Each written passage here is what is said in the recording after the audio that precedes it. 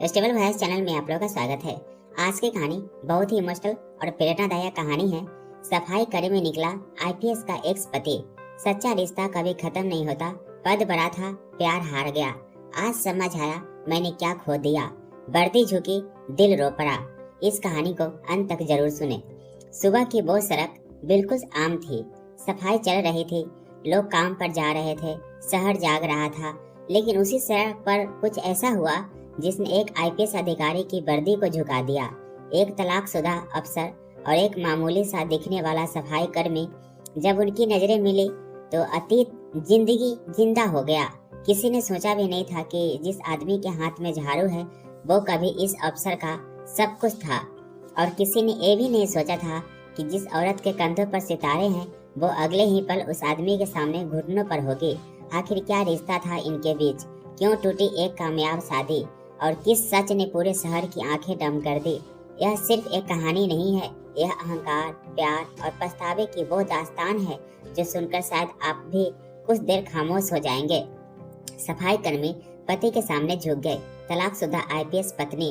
वजह जानकर हर कोई रो पड़ा। दोस्तों, सुबह के करीब 7 बजे शहर की हवा में उस खास समय वाली ताजगी थी जब रोशनी अभी पूरी तरह फैली नहीं होती और लोग अपनी अपनी दिनचर्या शुरू करने में लगे होते हैं।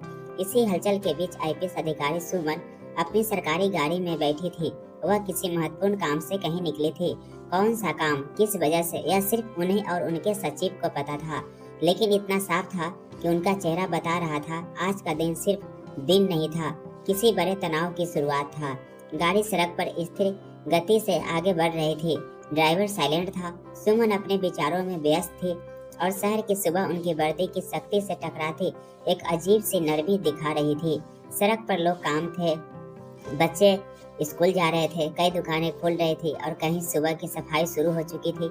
सुमन आमतौर पर सुबह रास्ते पर ज्यादा ध्यान नहीं देती थी। आईपीएस अधिकारी होने के नाते उनकी दुनिया फैसलों, फाइलों और मामलों से भरी होती थी। सड़क किनारे कौन सफाई कर रहा है, कौन दुकान खोल रहा है, यह सब उनकी नजरों से अक्सर गुजर जाता था बिना मन में जगह बनाए। लेकिन उस सुबह कुछ अलग था। गाड़ी एक बड़े मोड़ पर धीमी हुई। ट्रैफिक बहुत नहीं था, लेकिन सामने हल्का जाम था। ड्राइवर ने ब्रेक दबाया और सुमन की नजर अचानक ही खिड़की से बाहर चली गई, जैसे किसी अनदेखी पुकार ने उनका ध्यान खींचा हो। सड़क के किनारे कई सफाई कर्मी झाड़ू लगा रहे थे। उनमें से एक आदमी थोड़ा अलग था। वो साधारण सफाई कर्मी की तरह बस अपना काम कर रहा था। खड़ा होकर झाड़ू लगा रहा था, धूल को एक तरफ जमा कर रहा था। पर उसकी चाल, उसकी थकान और झाड़ू चलाने का उसका तरीका कुछ ऐसा था जिसने सुमन को अजीब सी बेचैनी से भर दिया। उन्होंने सिर थोड़ा मोड़ा, गाड़ी की खिड़की से बाहर झुककर नहीं, बस हल्का सा चेहरा मोड़कर, इतना ही काफी था उस आदमी के चेहरे को साफ देखने के लिए। और फिर सुमन की सांसें एक क्षण के लिए थम गई। चेहरा वही था, आवाज उनके भीतर गूंजने लगी, पुरानी दबी सोई हुई, पर आज किसी तेज बिजली की तरह लौट आई। वो आदमी रामू था, वही रामू जिन्हें उन्होंने कभी अपना पति कहा था, वही रामू जिनसे उन्होंने तलाक लेकर अपनी जिंदगी की नई दिशा तय की थी, वही रामू जिसका अतीत अब तक किसी बंद कमरे की तरह ही बंद था। लेकिन इस सुबह शहर की ने वह कमरा खोल दिया। रामू खड़ा होकर शांति से झाड़ू लगा रहा था। कोई जल्दी नहीं थी, कोई शिकायत नहीं, कोई आवाज नहीं, बस धूल उड़ती, झाड़ू चलती और उसका चेहरा बिना भाव के, जैसे जिंदगी ने उसे हर उम्मीद से खाली कर दिया हो।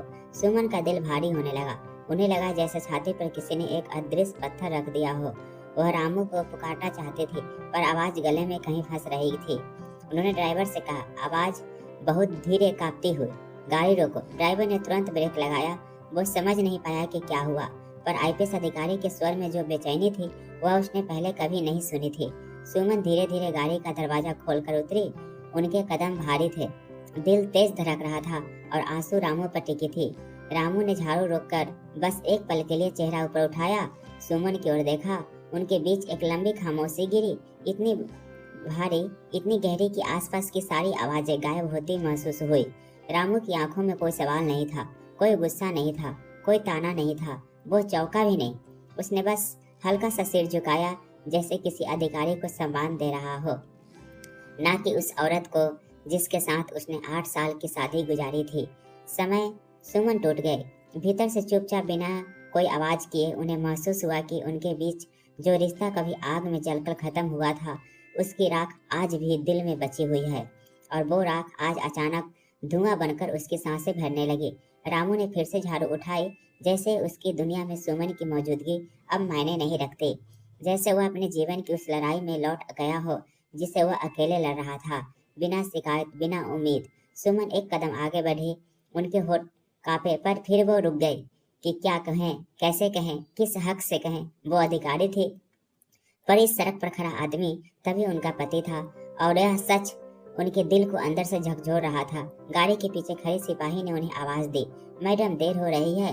सुमन ने सुना लेकिन जवाब नहीं दिया। उनकी आंखें अब भी रामू पर टिकी थी, ऐसी निगाह जैसे कोई इंसान अपने अतीत को इस तरह सामने खड़ा देख ले कि शरीर वर्तमान में हो और आत्मा किसी पुराने समय में लौट आए। ड्राइवर और सिपाही ने एक दूसरे की ओर देखा। वे समझ नहीं पा रहे थे कि मैडम इस तरह क्यों ठहर गई है, पर सुमन के लिए उस वक्त नौकरी, जिम्मेदारी, वर्दी, सब कुछ अचानक पीछे छूट चुका था।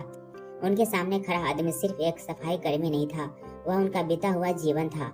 एक टूटे हुए रिश्ते का मौन सवाल, एक ऐसा सच जिसे उन्होंने कभी स्वीकार नहीं किया था। रामू ने झाड़ू फिर से चलानी शुरू कर दी, जैसे वह यह जताना चाहता हो कि उसकी दुनिया में अब किसी पहचान की जरूरत नहीं है। उसने जिन उम्मीदों को कभी अपनी जिंदगी की दीवारों पर टांगा था, वे कब की उतर कर धूल हो चुकी थी। सुमन वहीं खड़ी रही, बिना हिले, बिना पलक झपकाए, जैसे उनके पैरों में जमीन की जग पकड़ और भी कस गई हो। उन्होंने अपने भीतर उठती सैकड़ों आवाजों को दबाने की कोशिश की, क्या कहूँ, कैसे कहूँ, क्यों कहूँ, पर कोई भी सवाल पूरा नहीं होता। हर वाक्य गले में टूट जाता। उसी बीच सड़क पर हलचल बढ़ने लगी, लोग आने जाने लगे, ट्रैफिक सिग्नल बदला, किसी ने हॉर्न बजाया, पर सुमन के लिए समय वहीं रुक गया था जहां रामू अपने झाड़ू वापस हवा में घुमाकर सड़क साफ करने लगा। एक सिपाही ने फिर कदम आगे बढ़ाए, मैडम हमें निकलना चाहिए। वो मीटिंग शब्द पूरी तरह बोल भी नहीं पाया कि सुमन ने हाथ उठाकर उसे चुप करा दिया। उनकी उंगलियां में कंपन था। सिपाही तुरंत पीछे हट गया। सुमन ने गहरी सांस ली, जैसे खुद को संभालने की कोशिश कर रही हो। वह चाहती थी कि रामू एक बार उनकी ओर देखे, एक बार पहचान ले, एक बार कुछ कहे, कुछ महसूस कराए, पर शायद रामू के भीतर वह जगह अब खत्म हो चुकी थी।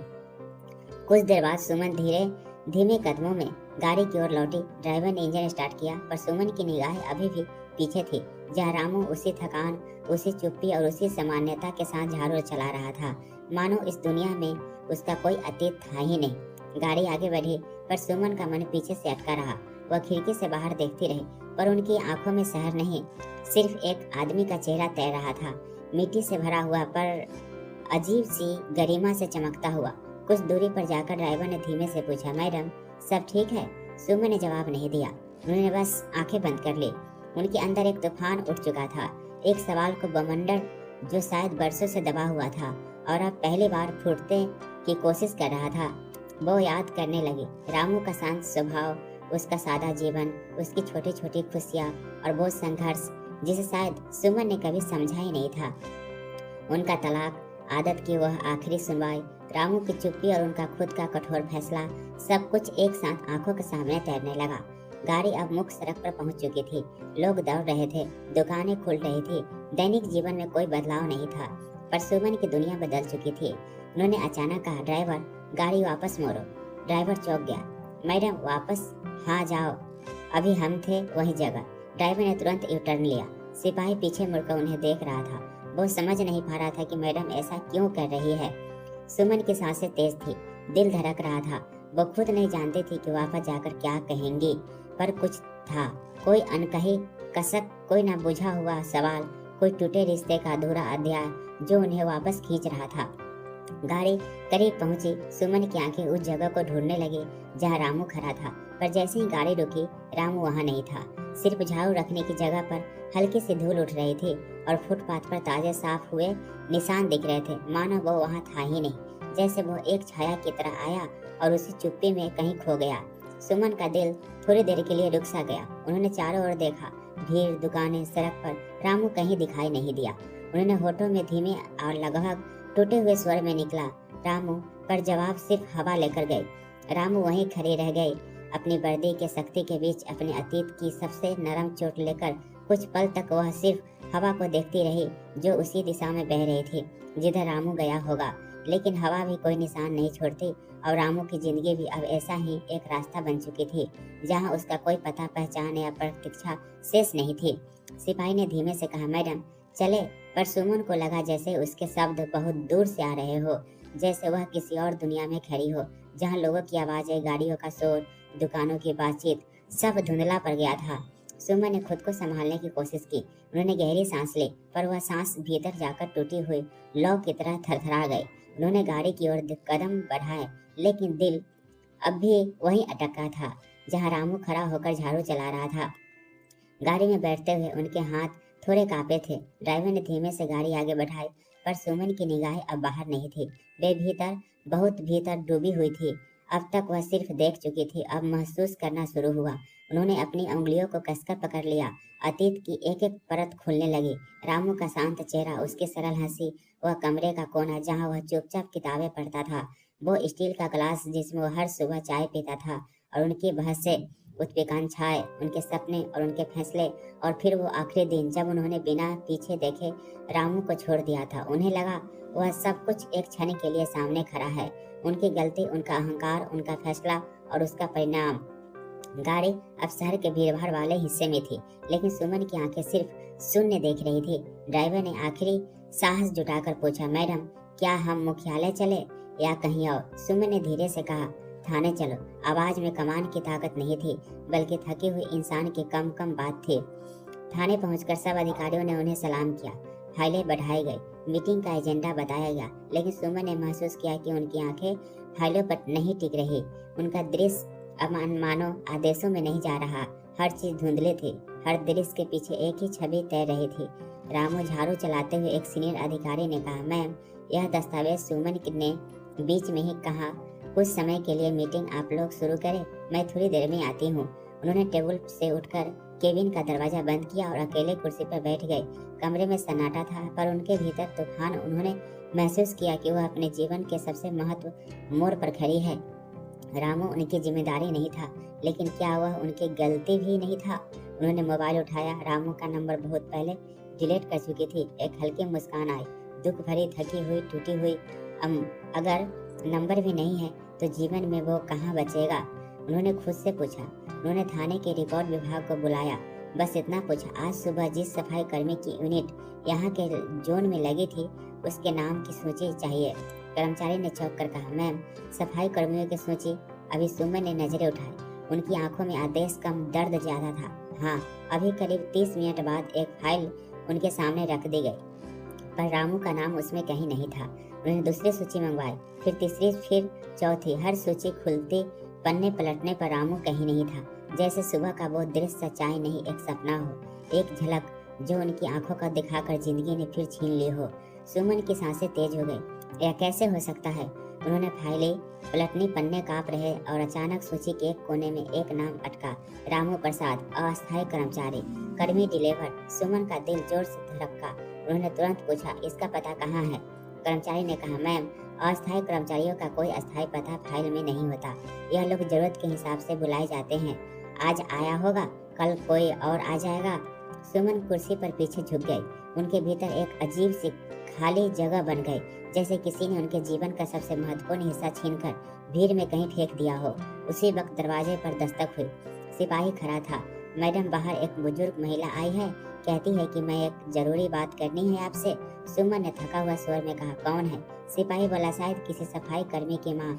नाम बताया, संगीता देवी। सुमन के हाथ टेबल पर ठहर गए। दिल धड़कना भूल गया, क्योंकि संगीता देवी रामू की माँ का नाम था।